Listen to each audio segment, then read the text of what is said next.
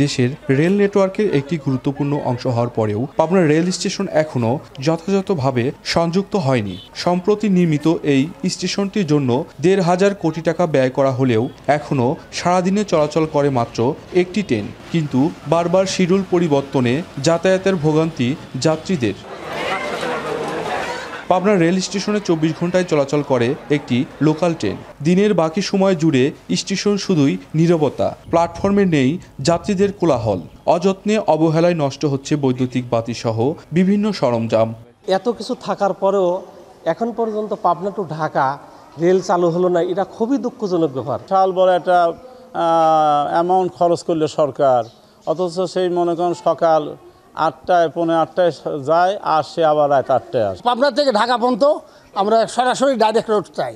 এদিকে পাবনা থেকে ঢাকায় সরাসরি ট্রেন চলাচলের সুযোগ না থাকায় স্থানীয়দের ভরসা সড়ক পথ। এই কারণেই সড়ক পরিবহন খাতে জিম্মি হয়ে পড়েছে জেলাবাসী। দ্রুত ঢাকা পাবনা রুটে এক্সপ্রেস ট্রেন চালুর দাবি তাদের।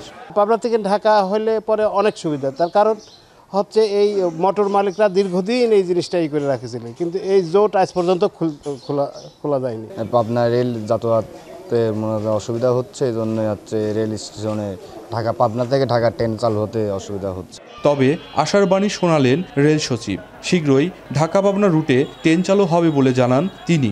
আমরা প্রথম ২০টি কোচ আমরা পাবো এবছরের শেষে।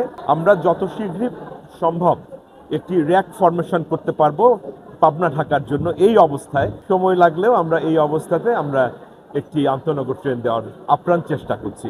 পাবনার মাঝগ্রাম থেকে ঢালারচর পর্যন্ত ৭৯ কিলোমিটার রেলপথ নির্মাণ শেষ হয় ২০১৯ সালে। বর্তমানে মাত্র একটি ট্রেন চলছে ঢালারচর থেকে চাঁপাইনবাবগঞ্জ পর্যন্ত। মাসুদ রানা, এখন পাবনা।